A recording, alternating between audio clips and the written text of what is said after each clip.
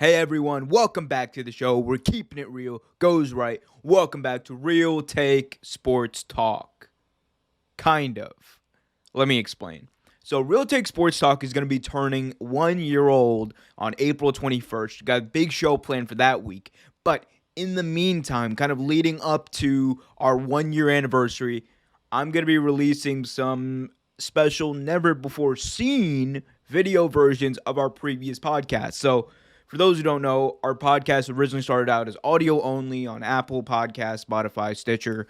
It has since evolved into a YouTube show that we do every week, and we kind of wanted to make everyone up to speed on how we got here. And, I thought this would be a fun way to celebrate the 1 year anniversary. So, there's going to be about, I think, 20 to 25 episodes. Not sure how many. I haven't done inventory on that yet.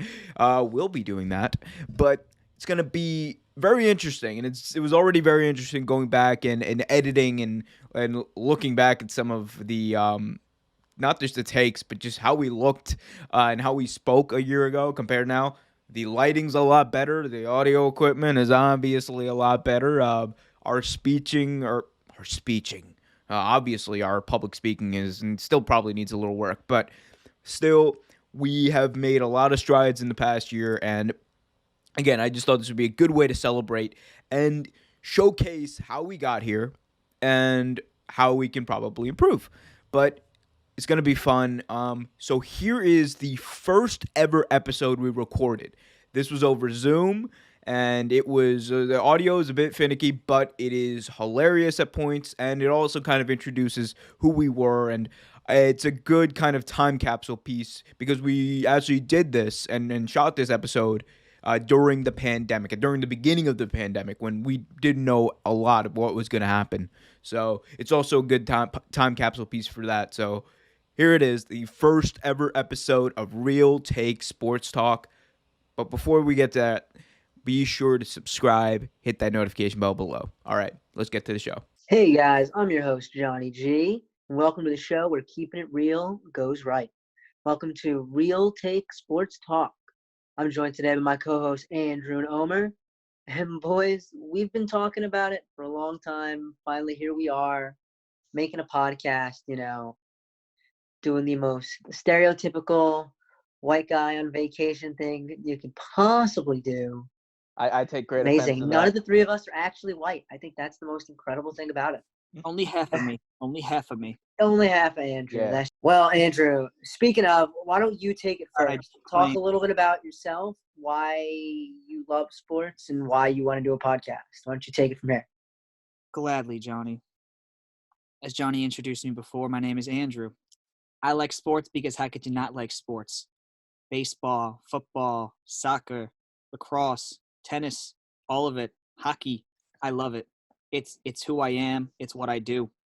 And I just love talking sports since I was a little kid. I was so fixated with sports. I played sports, and it's who I am. I am sports. Sports is me, and I am here to give people the real take, not this fake take that they get on TV with these posers like Stephen A, Skip Bayless, Shannon Sharp, and that other dude on First Take. I'm here to give them the pure, unadulterated, unscripted version of sports. And with that, I'm going to pass it off to Omer so he can introduce himself. Take it away, my boy. Well, as both Johnny and Andrew introduced me, my name is Omar.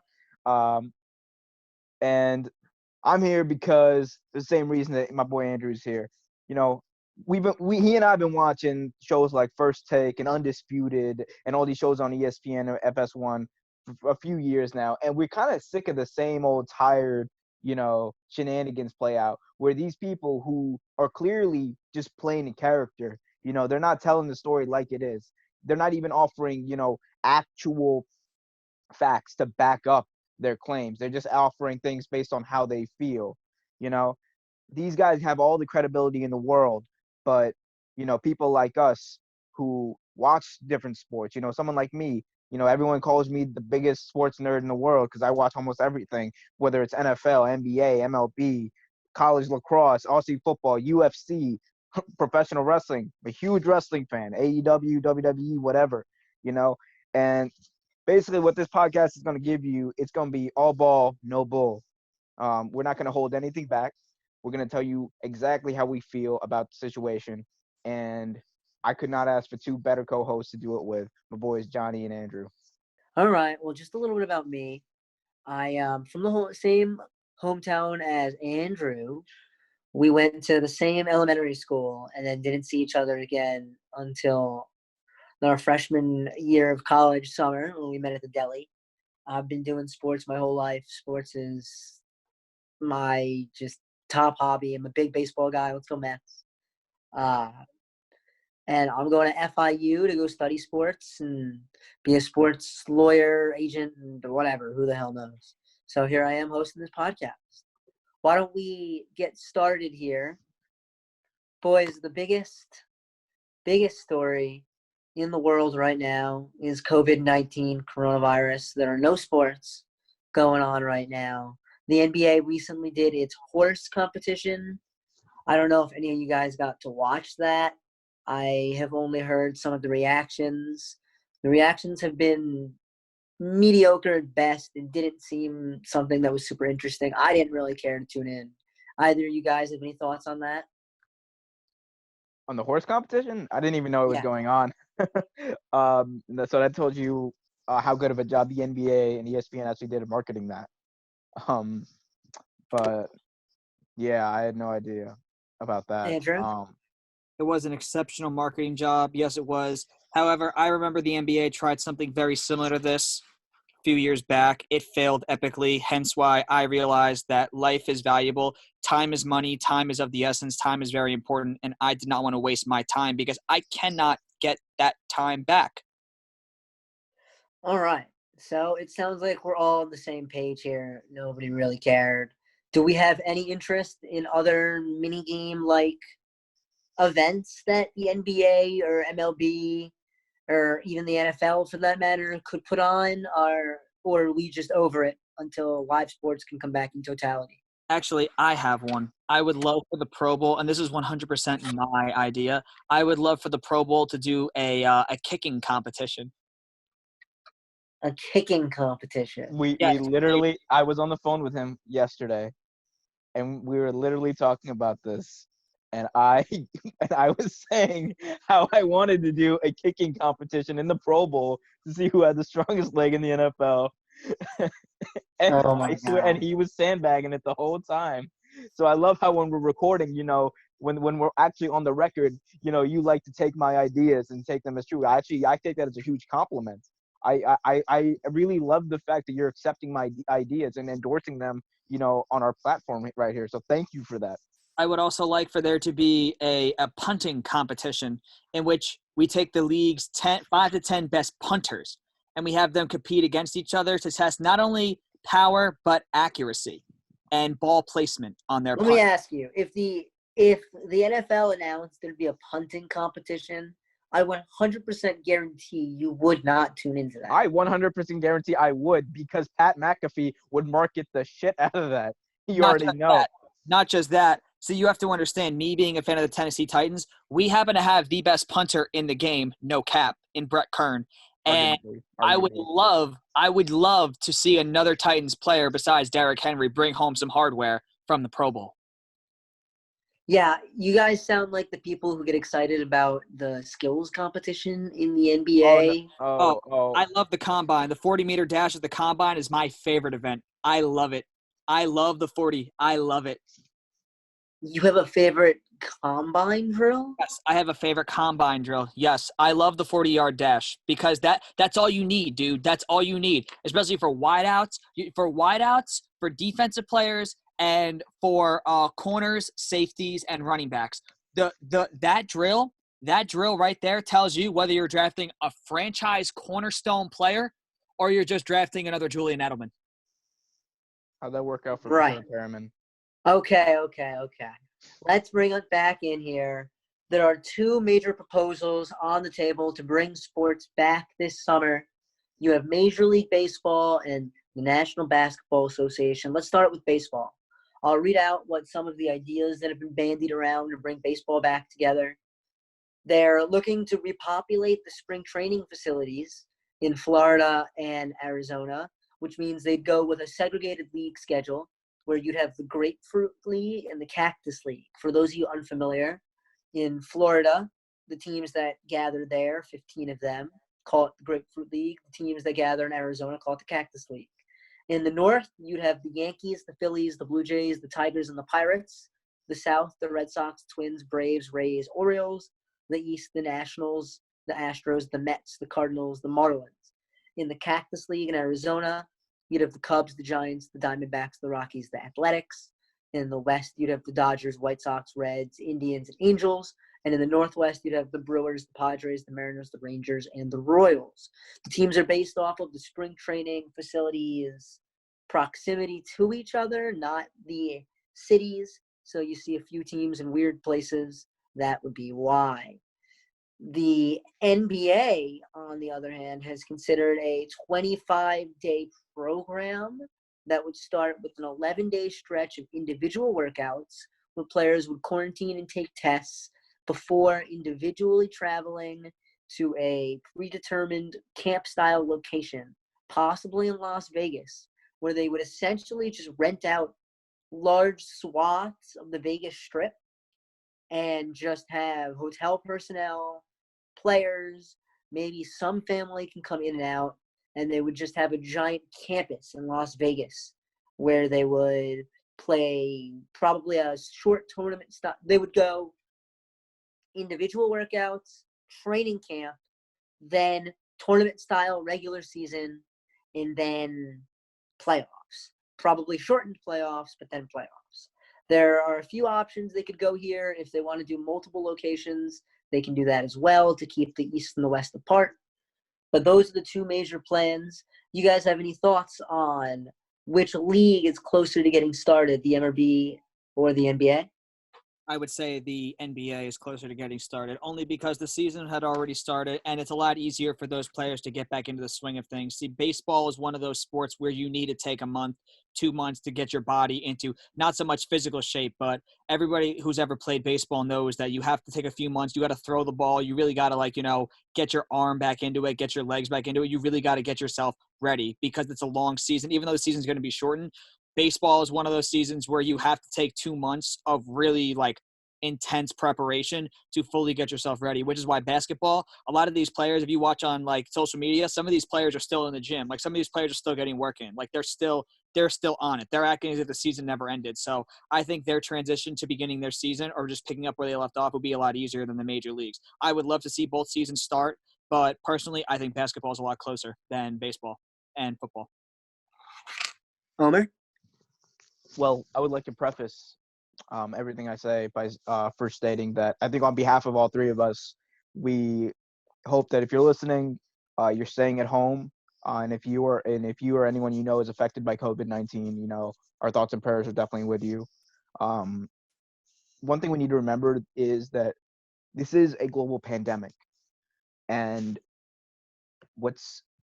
sports are obviously not the primary concern of us or anyone else who's involved in these decision makings. The primary concern is the health and well-being of the players and the people who the players interact with. So I'm inclined to agree with Andrew on the fact that the NBA is closer because with the NBA there's less players involved. There's honestly less games involved because of the fact that you have only the playoff teams would be playing. But that being said, we're already seeing announcements from mayors and local municipalities with regards to coronavirus and COVID-19 that they're not going to be having mass gatherings of any kind for at least through December. I believe the mayor of Los Angeles recently announced that he said we're not going to have any concerts or mass gatherings through 2021 or into 2021 rather. So with that in mind, I think it's going to be immensely difficult for any sports team or any sports league to actually finish their season or even start the season in the case of the MLB. Real quick, Omer, on that, Yes. It looks like it would have to be in conjunction with local areas. Florida has declared sports essential services, Mm. including the WWE. So Don't get me started on that. I know. But it's looking like Florida could definitely be a go. I wouldn't be surprised if Arizona was far behind. I think it poses much less of a risk because the main factor in virus spread is population density. That's Right. the main factor. If you can put people in an area where they can safely interact at a low enough population density where the virus can't catch hold and just continually spread, then you can do that.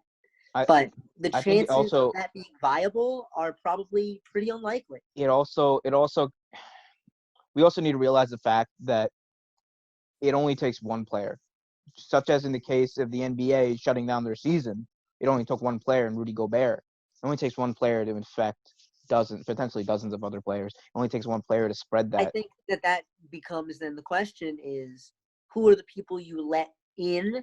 And knowing that a basketball player might be in better shape to catch the coronavirus and, survive it, do you risk putting people of good health in harm's way or allowing them to make that choice for themselves? Well, even that in itself is not, 100% guaranteed as far as basketball players being more That's true. immune, because you need to remember the virus also affects people who have autoimmune deficiencies. I think it's necessary to take as much precaution as we can in these times. Obviously, if these proposals move forward, there's gonna be no fans in attendance at all, and there shouldn't be any plans to have any fans anytime soon. Even the NFL, I believe, is discussing having games without fans, at least to start the season. They'll definitely have games without fans. They just Yes. haven't had to answer that question yet because it's not close enough. Yeah. But that'll be announced in time. 2 points.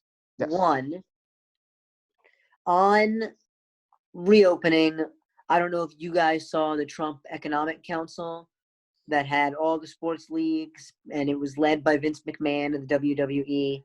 They're going to work with President Trump on getting the economy opened.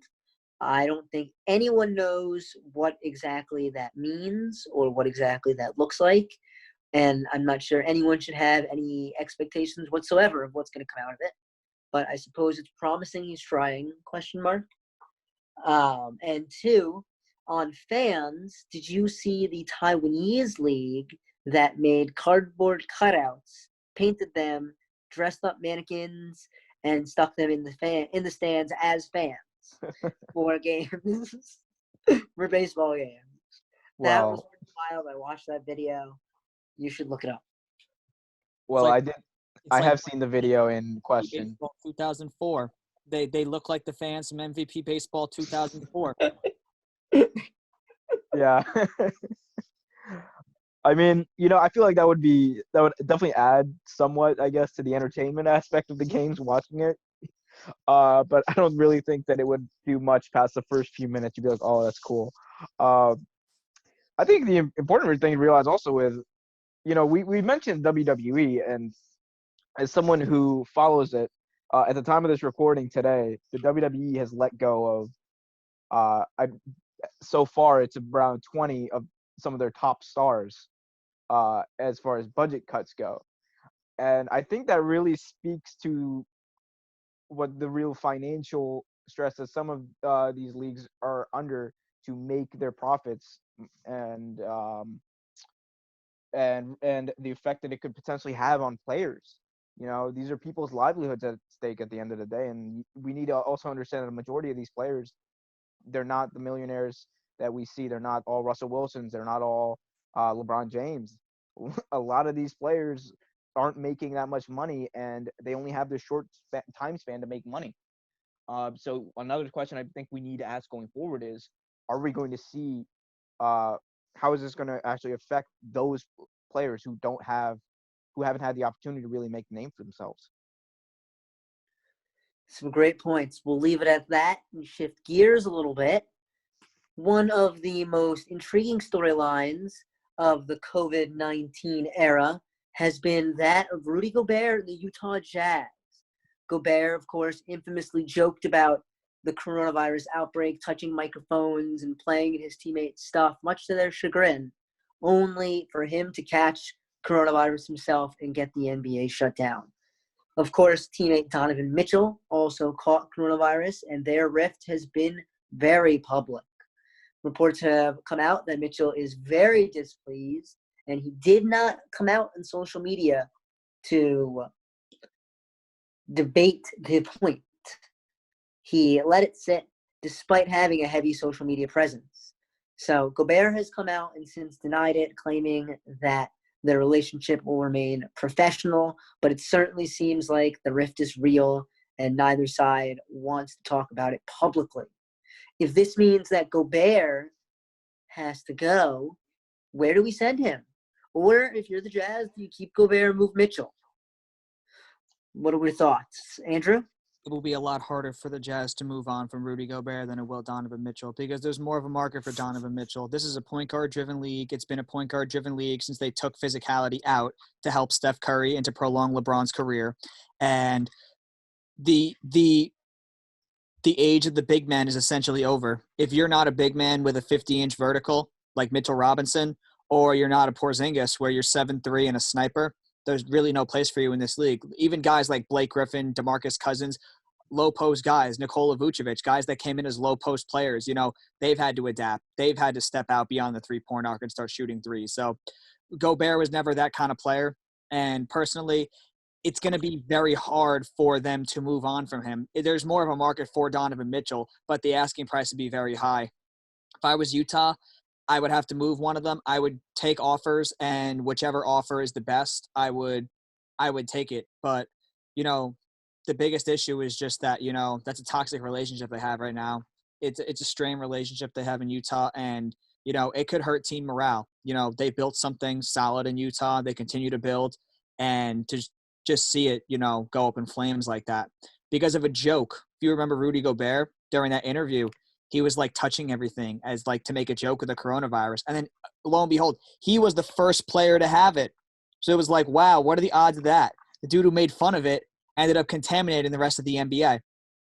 But if I was Utah, personally, you'd want to keep your better player, which is Donovan Mitchell. But if you have to move on from one of the two, you'd have to just entertain trade offers and see which team offers you the best. If I was the team, I would do everything in my power to try to trade for Donovan Mitchell. You mentioned, Andrew, one team in particular that I thought might be an interesting landing spot for Gobert, and that's the Orlando Magic. They have a lot of big men at that power forward center position, including Nikola Vucevic, Aaron Gordon, Mo Bamba. A lot of guys are Jonathan Isaac at the 3-4 who can fill into those low post spots. Do you think a Gobert for Vucevic plus kind of deal would work well in their favor to move some pieces around and maybe to give the Magic an opportunity to try something different, shake things up and see if they can escape the bottom rung of the Eastern Conference? It really depends because Orlando has been a laughingstock. Though they made the playoffs last year, and if the playoffs started today, would be a playoff team. Orlando, they need a lot. I couldn't even tell you who their best player is just because they have Jonathan Isaac, Evan Fournier, Markelle Fultz. I can tell Vucevic. I can tell you who their players are. I can't tell you who their distinctive best player is because they essentially have a bunch of professionals but don't have a clear-cut star, a clear-cut leader, which is would Gobert give them that? The thing about Gobert is I don't know because that's what Serge Ibaka was supposed to bring them a few years back when they traded Victor Oladipo, when Orlando sent Victor Oladipo to the Thunder for Serge Ibaka. And the issue with that is that Orlando they've shown to be very gullible with giving up players because then they sent Ibaka to Toronto for Terrence Ross, and you saw how that turned out. Terrence Ross has been a solid player, but he never lived up to his potential. Ibaka, on the other hand, was pivotal in Toronto making that run to the chip last year. So if I was Orlando, I would see. But personally, Gobert, it's going to be very hard for them, especially with that contract. That man's owed, I think, $53 million between this year and next year. He's owed 27 this year, and I think he's owed 26 next year. So it's going to be very hard for a team, maybe a team that's really in need of that's going to make a playoff run might need them. But even then, because the league is so pace and space now, even those teams, you would think Milwaukee, the Lakers, the Warriors, not the Warriors, but like when the Warriors get it together, when Steph comes back and Klay comes back and, they're going to be a legitimate playoff team again, you just think about how they need space, like floor spacers, and Gobert is not that, which is why I don't know if Gobert can find a place in this league other than Utah.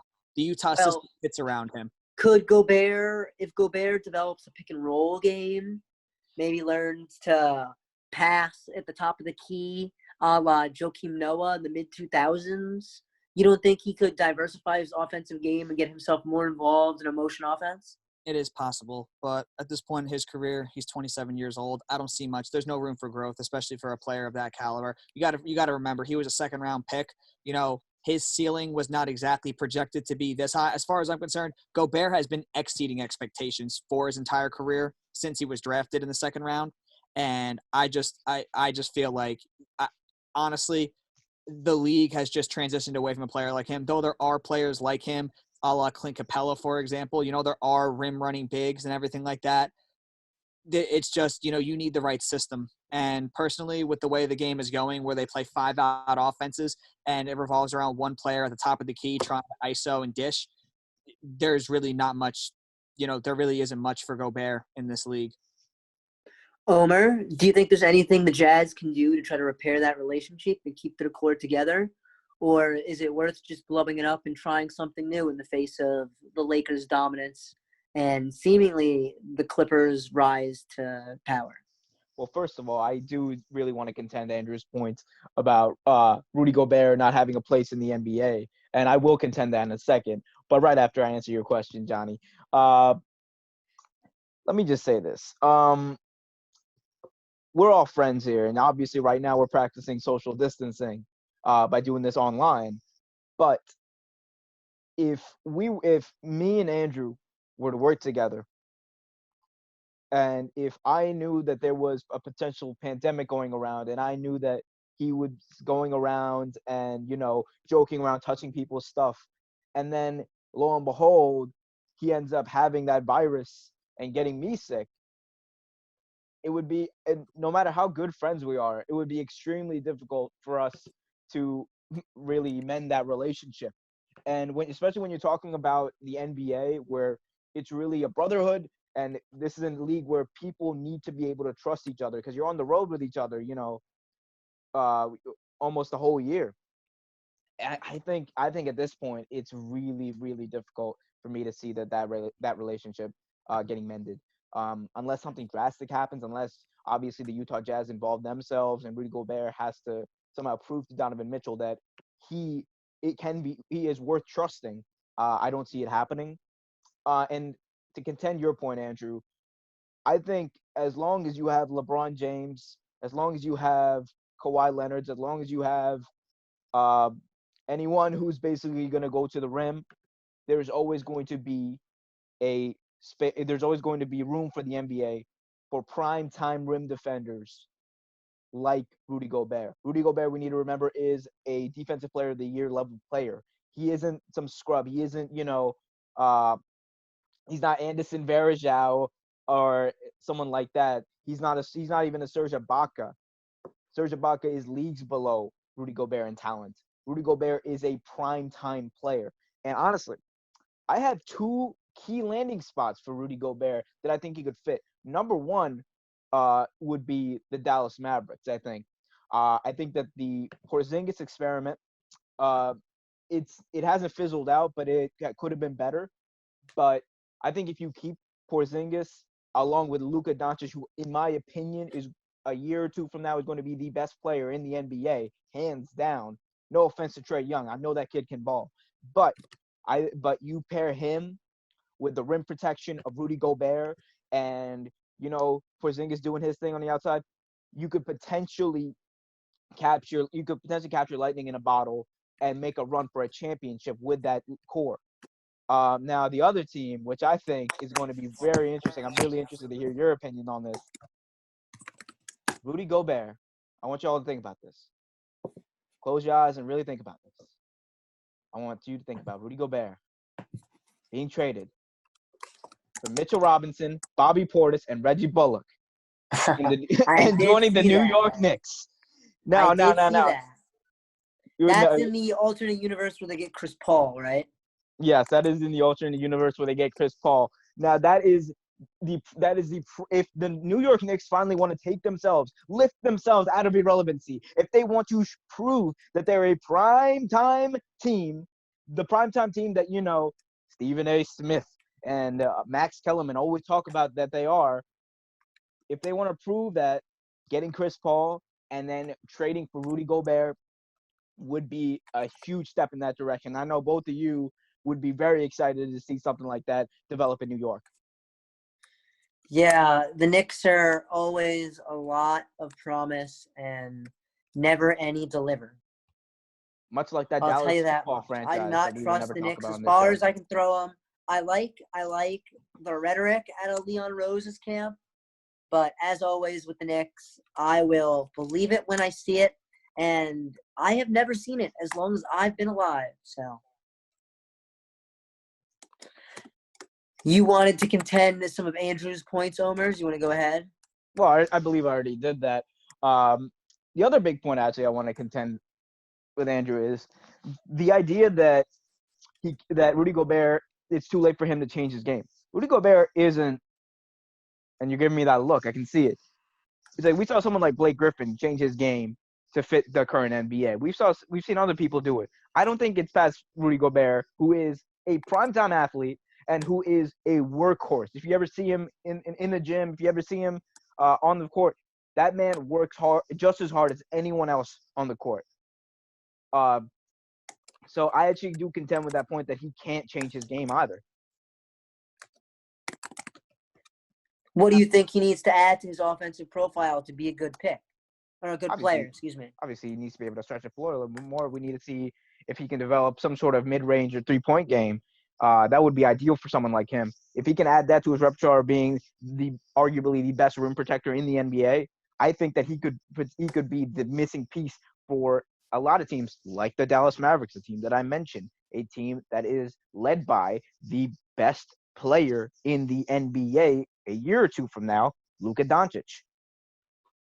So a lot of scouts will tell you that for a player to develop a jump shot, you can often look at their free throw percentage because that's the purest way to gauge how well their shooting mechanics translate to a game.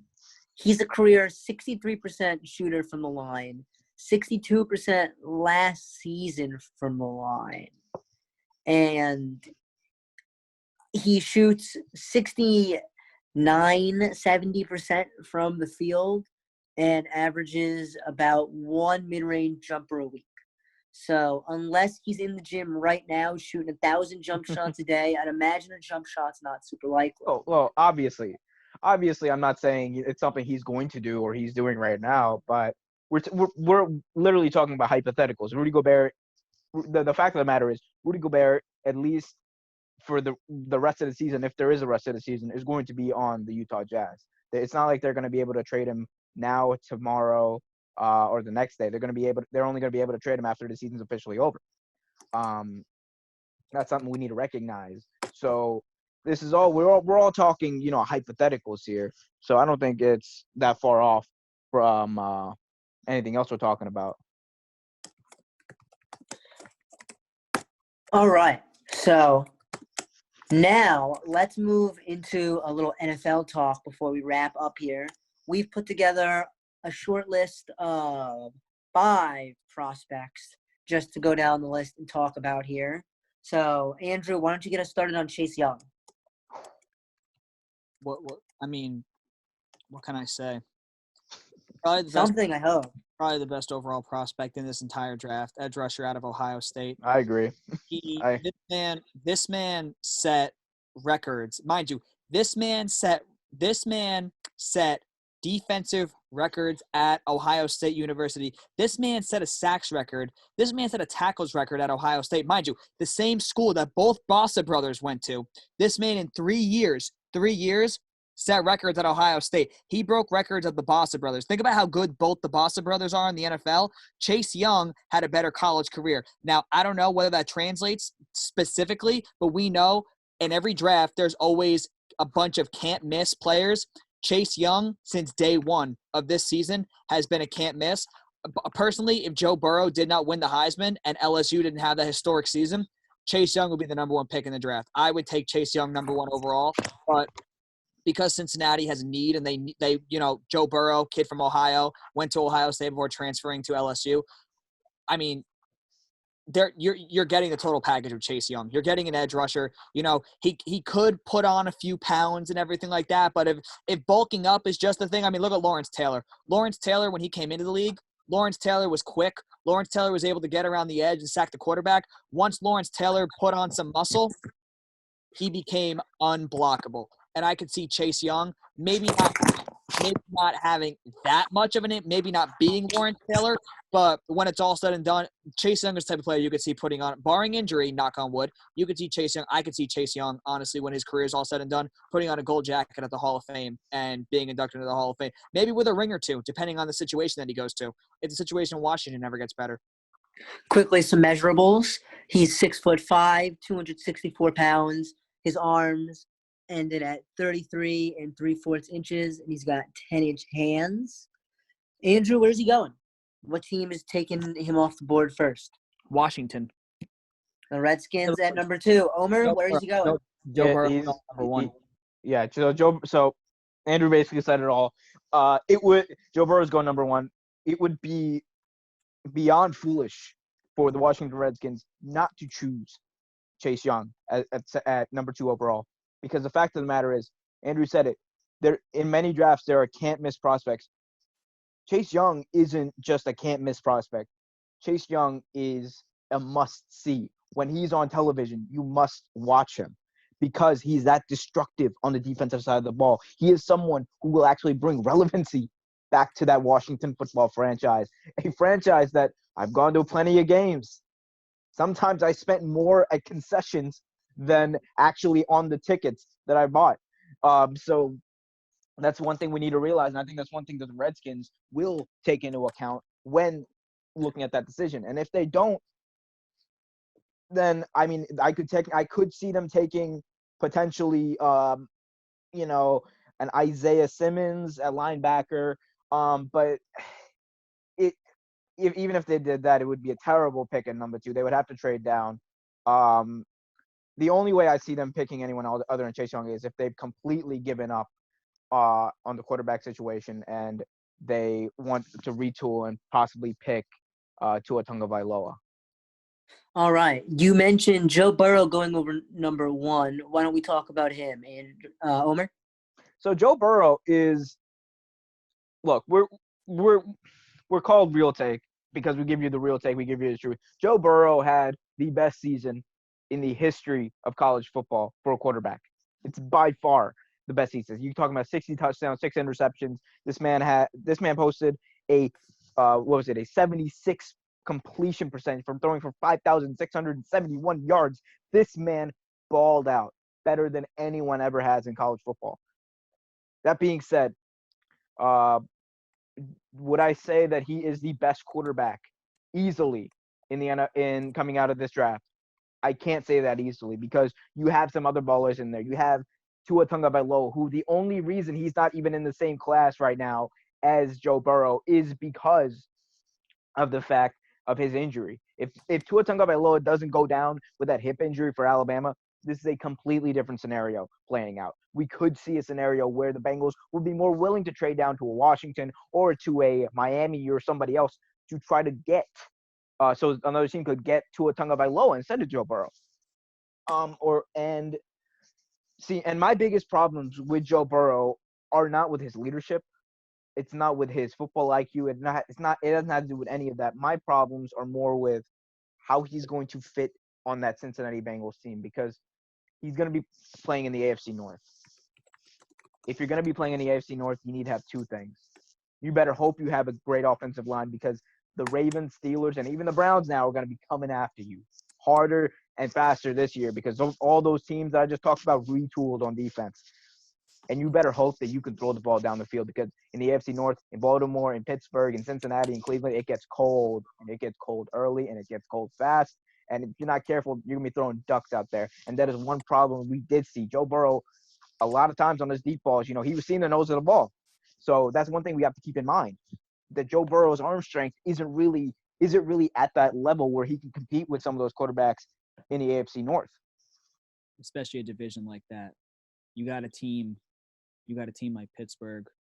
You got a team like Baltimore. These teams are built on defense. And when I tell you, those boys, they got some rough riders in that AFC North. Let me tell you, those boys out of Alabama, okay? You got Everett. You got Fitzpatrick. You got Marlon Humphrey in the crew. These are some rough riders. So we're coming up on our time for the day. Yeah. Hold on. Let me. Excellent conversation, guys. We'll pick it up talking about Jeff Okunda, Isaiah Simmons, Tua, and bring you updates on COVID. That was the Real Take Sports Talk. Thanks for listening.